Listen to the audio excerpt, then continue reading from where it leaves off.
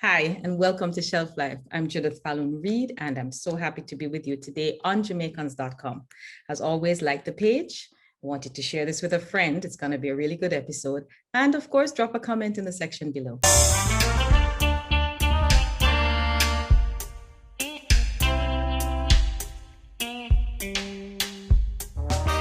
Welcome again to Shelf Life. This week, I have the great pleasure of welcoming Diana McCauley. Now, Diana is an award-winning author and an environmental activist.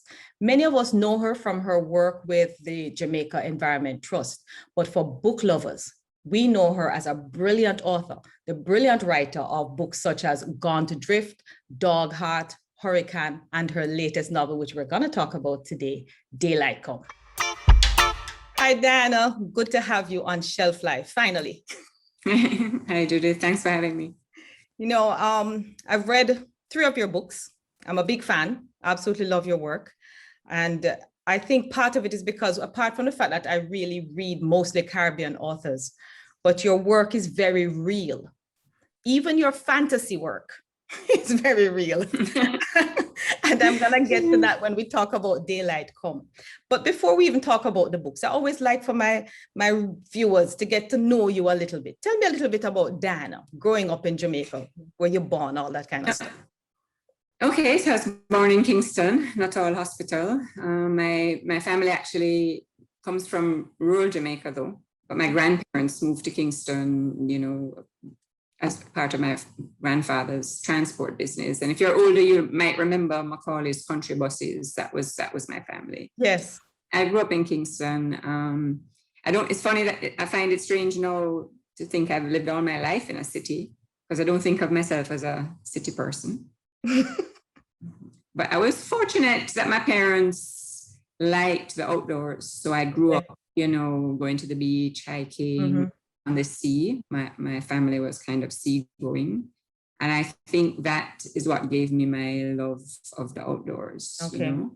But mind you, I have 2 sisters and they had the same experiences, and it didn't kind of have the same impact on them, you know. Yeah, so it's not a very simple thing that you can say, you know, experiences outdoors translates into love for nature. Not as simple as that. No, it's not, because of my family. I'm the outdoors one, and right, we all grew up running around in the outdoors. same. Yeah. So I mean, I went to school in Kingston, St. Andrew High School, and got married very young, and so didn't go to university at the time, and actually went back and did a management degree. In fact, my first degree is in business, in mathematics. So I like to say I've lived my entire life backwards, because I've done everything at the wrong time. In a sense. Well, we're kindred spirits then, because I kind of lived mine backwards too. Yeah. And I always wanted to write. It was my earliest ambition. I was a reader from very young, a voracious reader. But, you know, it really took me until I was, I think, over 50 to actually do what was involved in writing a book, sending it out, revising, you know, before I actually published my first book. So because it's quite a process. Yes, and quite a process. There is a lot of rejection involved. At whatever stage of your career. Don't think that you get to some point and then you don't get rejected anymore. No matter how successful you are, you still get things that you've written and sent out rejected. Wow. You have to wrap your head around that. That's hard to wrap one's head around, because, as you say, especially as somebody who writes myself and knows how the rejection thing works, you kind of expect that you get to a certain point where you have these very successful books and rejection ends. No, it doesn't happen. In fact, I saw a post from Bernardine Evaristo, who won the Booker Prize last year. Yeah, she posted on something that she'd been commissioned to write, and it was rejected. Wow. So there's a Booker Prize winning novelist, you know, it's 7 or 8 books behind her and tremendous success, and she still got rejected. So you have to wrap it. All right, I feel a little better now then. Yeah. Feel a little better when I get rejected, knowing that even my Booker Prize winner is being rejected. And then latterly, I'll just say, I sort of noticed all the sort of areas I'd loved as a child being destroyed. And that's what led me into my environmental life, which started in about 1989. So I've been doing it for over 30 years now. And we know you as not just a writer, but as a serious environmentalist, not somebody who loves the environment like me, but a serious environmentalist. And we thank you on behalf of planet Earth and those of us trying to save it. We thank you. I get very annoyed by these missions to Mars. I'm like, what the heck are we doing at Mars? After we've ruined Earth, what are we doing looking for somewhere else to ruin? It just, I can't wrap my head around this whole Mars thing and this obsession with Mars, and until the little people come down here and tell us to stop, I think we're going to keep doing it. But anyway, that's a conversation for another time. I really want to talk about Daylight Come, but before I talk about Daylight Come, I want to touch a little bit on Dog Heart, because Dog Heart was the first of your books that I read. I've read Dog Heart, Hurricane, and Daylight Come. And Dog Heart touched my heart because, and it's even more relevant now too, because Dog Heart was kind of based on Dog Paw, who was just recently released from prison on appeal. And when I saw that, I thought of you and I thought of the book and just how that book talked so much about the social ills of Jamaica. Dog Paw's release. First of all, how much of that book is based on truth? So all fiction has its basis in something that has inspired the writer to write about it. And while it is true that I had a relationship with a family of 4 boys and their mother, not 10, 4 boys and their mother, for about 10 years. That's where the 10 came from. The Dog Heart, I sat at my computer and I made it up. The events that are in the book and the characters that are in the book are fictional. They are my imagination. So it's not in any sense a description of Christopher Linton's life, but my relationship with him as a young boy and his brothers, did get me thinking about, the sort of hurdles that a young boy like himself face. And I kind of opened my eyes to these sort of social problems that I've lived here all my life, except for 2 years away at school. And I have to say I was humble and in some ways ashamed of my sort of blindness to the realities of so many of our young people. So that's what I want to say. I mean, it was definitely my experience, my actual experience did get me thinking about these things. There is one scene in the book that is pretty much how it happened, which was the scene where we encounter Dexter at Sovereign. The young boy begging at Sovereign. Right. That actually was where this relationship started. It wasn't, in fact, with Christopher Linton, but his older brother. Else I sat at my computer and made up. And the name is a complete coincidence. That this book was originally called Car Park Boy. And it started as a short story, which was published by a Caribbean writer under that title, which I never liked that title, though. And I'm bad at titles, so I was kind of casting around in my brain for what else could I call this book. And then I heard a discussion, I think it was on radio, about some other crime, some completely unrelated crime, where one of the people commenting said that, men are dog-hearted in Jamaica. And I thought, yes, that's the title for my book, because I actually don't believe in this idea of people being dog-hearted, as some kind of intrinsic character. Right. And just from your book, I mean, it's a brilliant title. And it's interesting that it's coincidence that it's not about his life, when so much of it seems to parallel his life, almost as if you saw it coming. You're some kind of seer. I don't claim any such thing, There's also a scene in there about sand mining, which I wrote because of my environmental work, Thought I'd seen these operations and therefore I had a basis to describe them. Right. And then to discover later, much later, years later, that in fact, Christopher was involved in sand mining. That's a complete coincidence. Wow. So there are lots of coincidences in the book that, predate how his life unfolded in public. And it's just one of those things.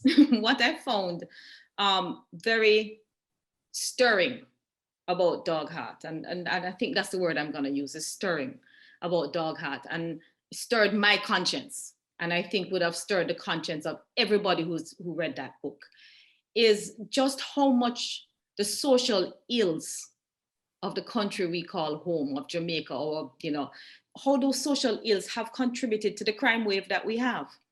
Sure. How the gap between the rich and the poor, the gap between the haves and the have-nots, how people like Christopher, Dexter in your book, started so far behind that he just couldn't possibly catch up.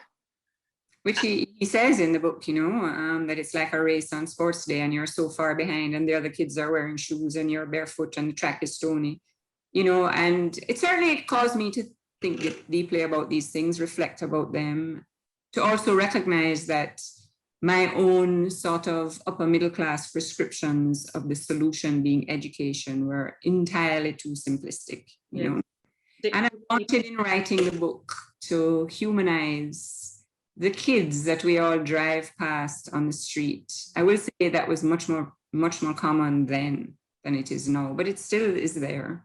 Yeah. And ask us to reach into our hearts to try and, imagine the life circumstances of these kids and find some compassion and empathy for them. And you really achieved that with Dog Heart, was getting to, because it's easy to look at a criminal. Honestly, it's so easy to look at a criminal and say, him dog-hearted, man, him cold-hearted. But we rarely stop to think of what brought him there. Why is he like that? And although this conversation is mostly about Daylight Come, which I'm about to get to, I really wanted to talk to you about Dog Heart because it's one of my favorite books. Thank you. It's one of my favorite books in general, not just of your books, but in general. And it is because it really, really pulls you apart. It really, really does. Because on one hand, you feel like, oh my God, this criminal.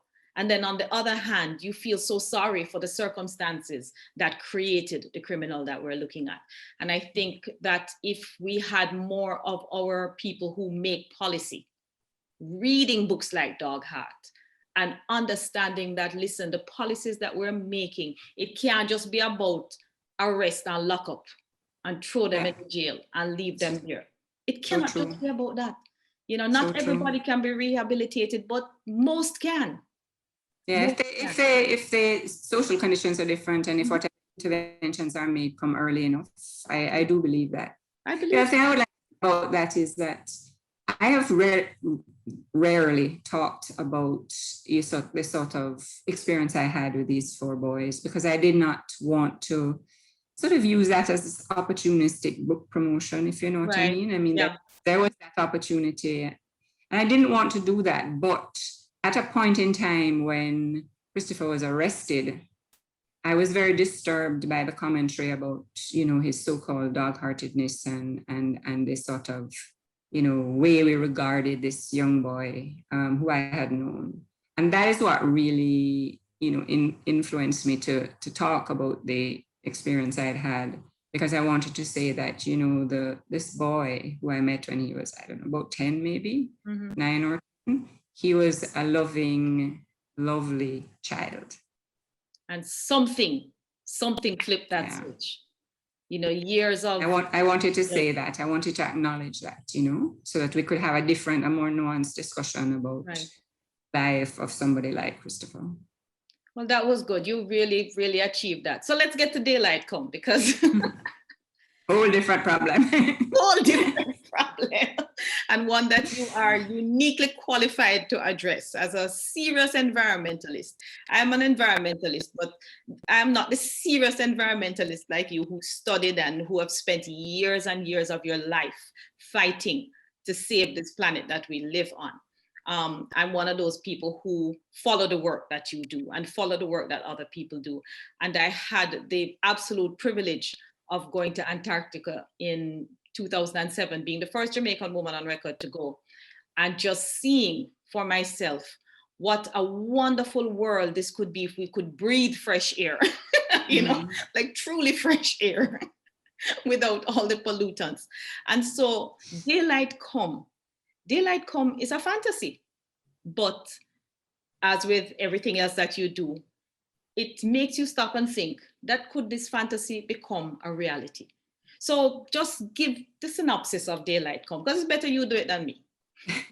So first of all, I'm really jealous for your Antarctica trip. I'd love to go to both poles, actually, the Arctic and the Antarctic. And I've read a lot about both of them. And I know exactly what you mean, although I've never been there, about the air quality and the difference. You get to an area that's not really been so impacted by human beings. I come also inspired by not something that happened to me personally, but reports that I saw where people in the Middle East who were construction workers, in high-rise buildings, were falling from the scaffolding because it had become too hot to go outside during the day.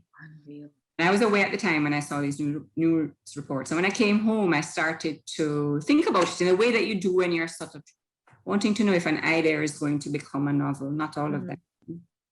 And I started to observe the people who were working outside. This is something that's backdrop to anybody that lives in the Caribbean, you know, but if you really start to pay attention to it, you realize how much of our lives take place outside. Yes. You know, the security guards, I looked at the people constructing roads, farmers, people selling at the side of the road, open air market. You know, there's a whole big chunk of our lives, people just walking on the street, getting from places. There's a whole chunk of takes place, the beach, outdoors, right? And I started to think about, well, what happens if it becomes too hot to go outside during the day in a place like the Caribbean? And so that's the basic premise of Daylight Come, which is that, you know, it's become too hot to go outside during the day. So life has turned around. Everybody works at night when it's cooler and sleeps in the day. But one of my protagonists, a 14-year-old girl named Sorrel, she can't sleep in the day. And she senses in her body that there's something wrong with this way of life. The book is set in 2084. So not so far in the future that, I mean, a child born today might very well live to see 2084. True. They will live for his or her children will be alive in 2084. And so this young woman tries to convince her mother, Bibi, to leave the city where they've had an evacuation notice because of the rising seas, to try and get to the mountains where there are hopefully cooler temperatures. And she's heard there are people, especially young people, living in the old way. And she wants to try and get there. She wants to try and have a more normal life. And so she can sleep at night and go outside in the day. Like it should be. Yeah, like it should be. So that's a basic story. The mother and daughter do leave the city. And then, of course, they encounter all manner of dangers and decisions. And it's also an exploration of the relationship between a mother and a teenage girl, which sometimes can be problematic, you know, because a teenage girl is, you know, becoming mouthy and talking back and trying to craft her own persona. Right. And their sort of realization of the types of sacrifice they have to make for one another. And they did have to make a lot of sacrifices. But some of the other themes that came out in the book, which I thought were really very relevant, was just how this new society, this new way of living, because it's too hot to go out in the daytime and you have to work at night and sleep at day, but also all the other things that happened as a result of these environmental changes, such as the repressive government that came in. I think those, you know, it's true in history that in circumstances of chaos, which is what I'm describing, you know, they do tend to throw up repressive governments.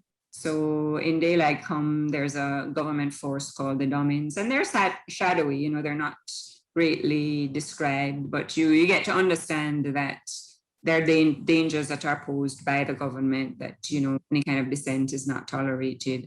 And the other thing that's happened is, due to all the various pollution in water supplies, you know, reproduction has slowed, and hormone levels in men particularly have fallen. And so men are not that fertile, women are not that fertile, and men are also not so much disposed to violence. And so the Domins, the government force, has to train young men to be violent. It has to be inculcated in them. And so they want to control the reproduction of women. They take away the children when they're young, if they're males particularly. You know, so there's all of this kind of going on, which is somewhat a feature of dystopian fiction. Kind of like that TV show, Handmaid's Tale.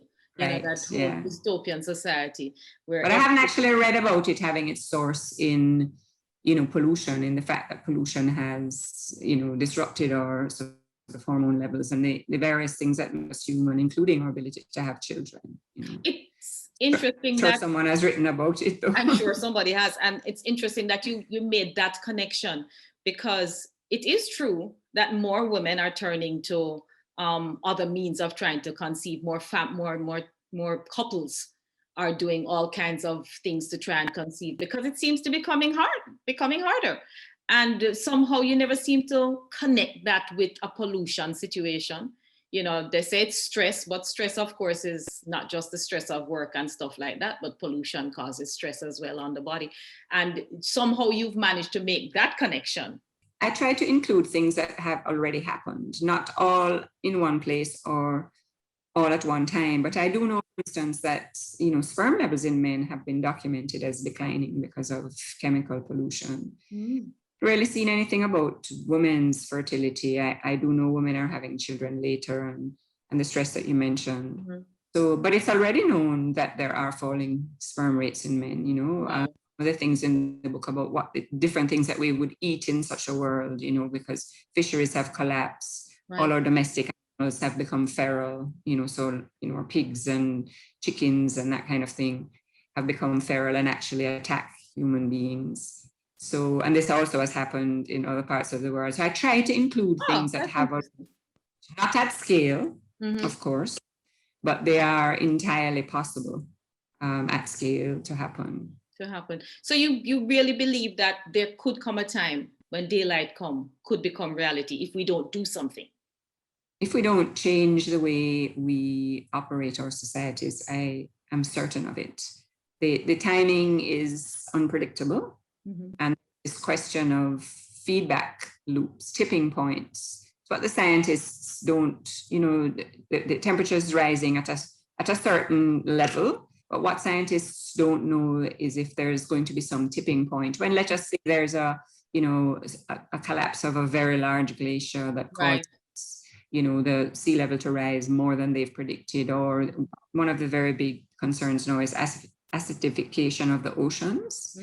There's these, or even a volcanic eruption, which is not a man-made cause, but might tip things into a sort of runaway escalation of the timeline. Right. So we don't know about things like that. And I do feel if we don't radically reorder the way we develop and what we regard as civilization, we will face a world like daylight come. Wow. And the world like daylight come was very scary. Can I tell you, people, very scary.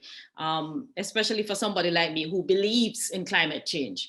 And I mean, honestly, I don't see how people don't believe in climate change. You see it every year. It gets hotter and hotter and hotter. I live in Florida half of the year, and I really try not to come to Jamaica in the summer because at least in Florida it's just as hot, even hotter. But I can lock myself into an AC unit without APS being my problem. Right. Yeah. I don't really understand this business about belief, because the warming temperatures is a fact. It's a fact. I think you can only perhaps say that you don't believe it's caused by human beings, but that's been so well documented. You really have to be in some state of persistent denial at this point. Right. To understand that, yes, temperatures are warming. Yes, there are going to be these very serious impacts, and it is human activity that is the main cause. So what do we say to the people who, and this is still on daylight come, but not, what do we say to the people who say, well, it's just a cycle. We had the ice age, we're going to have the heat age, then the ice age is going to come back. It's just a cycle. It has nothing to do with us. What do we say to those people? Well, it is true that there have been, sort of cycles in long-term climate, which, I make the distinction between weather, which people and climate to conclude, right? But there's never been a case where we have caused it. No, you may stand in a position that, well, it doesn't really matter who causes it. But if we know that this is going to have very serious impacts on our human civilization, I don't understand why we don't decide that since we caused it, we can do something to it. You know, how could this be something that we welcome? It's mystifying to me. I think because a lot of people figure, well, it's going to be the next generation's problem, which brings me back to daylight come, by the way, because in daylight come, old age was like 40s. Right. You know, there was so no life expectancies start to shorten because of some of these pollution problems, because people are basically turned into refugees, right? And right. Refugees don't live long lives. They don't have health care. They have poor living conditions, poor food, you know, and there are other threats from violence and so forth. So life expectancies have shortened. And in fact, there's a whole lot of resentment against older right. people who had that attitude you've just described. Well, I'm fine, and therefore I'm not going to do anything about this because it doesn't affect me. And I think if that's how it does play out, there will be a whole lot of resentment and anger against the people of my generation who just sort of stood by and let it happen. And I actually don't believe people are that unconcerned about the health of their children and their grandchildren. I think people are concerned about that. You know, they don't want to bequeath to their descendants an unlivable planet, unlivable life. I think the mindset that needs to be pushed back on is the mindset that says, yes, I understand this is a problem. Yes, I know it is going to affect my children and their children, but they will develop the kinds of technology that will deal with it. Which is exactly what happens in daylight come, where they develop the technology, but now they've turned against our generation and the people 40 and over because they did nothing, and so they're disposable. What I love about daylight come is that it's all about all this environmental stuff we're talking about, but in a novel. So it's a story, you know, so even somebody who isn't inclined to read the scientific stuff will be able to read this as a story, a real story of what could happen. You know, well, of course, I hope, and I do hope that this is a really good story, a fast-paced adventure story of a relationship between a mother and her daughter, you know. But I also think, because I have had this, 30 years as an environmental activist, that I in my sort of first 10 or 15 years was very preoccupied with getting the data right and the science right. Okay. And I think in a quite measured way about these problems. And now I feel differently. Now I feel that it is the job of everyone, all artists and everyone who has a platform, to reach people's hearts more than minds, you know? So to tell stories, to draw pictures, to create music that is really going to animate us and activate us rather than the dispassionate voice of science. So that's where I stand now. I'm a storyteller, and I want to say, hey, pay attention, you know, this is how it could happen, and hope to draw people into the problem without preaching at them or beating them over the head. Just saying, this is how it could play out. Meet these people. You know, are you interested in their circumstances, their lives? Will they triumph? And hope that the answer to that is yes. And hope so, because that's kind of, I totally get where you are, because that's kind of what I try to do with stuff like my Antarctica film. You know, it's about my trip, but it's also about the environment. I bring into it some of that environment and the statistics and some of the information, so that in the middle of watching me walk around with penguins and getting jealous, you also are learning something about the earth that we're in. And I feel like if each of us would do something, you know, there can be simple things. And you and I were talking before, and you were saying, you know, it's a bigger geopolitical situation that has to be dealt with on that level. But if we can get people to even individually do some small things. I know that since the pandemic has struck, the plastic in the ocean is even worse. Yeah. You know, it's even worse. And the disposable masks and gloves are now filling up our gullies and everywhere. We shouldn't focus too much on that to the exclusion of the plastic, because it's still a very long way away from eclipsing, the damage caused by plastic. Mm-hmm. I personally try to live my life in such a way that my environmental impact is reduced as much as possible. Yes. So I try and do those personal actions that you talk about, but I also recognize that those actions that I might take and you might take and perhaps we even feel our sacrifices, they actually are not going to solve the problem. This is something I've learned. I do it because it reduces my own feelings of sadness and guilt and this. So I do that because I try and live my life in such a way that it doesn't make me ashamed, if you know what I mean. Yes. But I also recognize that, that's not going to, the fact that I very rarely drink bottled water out of a plastic container is not actually going to save the planet. And what is called for from all of us is a much greater level of involvement in the whole political aspect of these problems, because the science is well known, and the solutions are well known. It's not a problem of science; it's a problem of political will and problem of will. Yeah. So that's what we're all called to do. To get more involved at that level and then just taking my plastic to the recycling depot around the corner. Okay, so what's next? What are you working on? So I put down fiction for a while, because since about 2014 I've been working on a memoir / creative nonfiction on my own environmental journey, and I've been really making heavy weather of it. It's gone from being an essay collection to being a memoir, back to being an essay collection. But I decided, Jet's 30 years old this year, so my own involvement is 30 years. I thought it's time to really decide if I'm going to publish this. So I've been working on that. And because of this, sort of some other things happening in our society, I've included the intersection of race and with environmental activism. This is a very sort of touchy subject to write about, especially for me.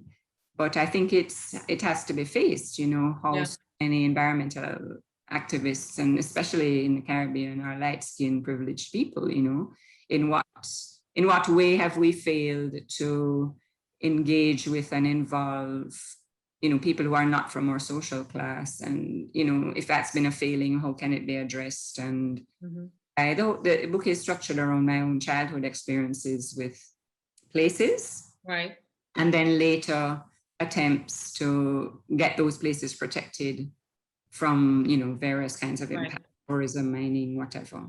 So I'm still working on that. I'm at this point not sure it'll see the light of day, but that's what I'm working on. No, it has to see the light of day though, because we rely on.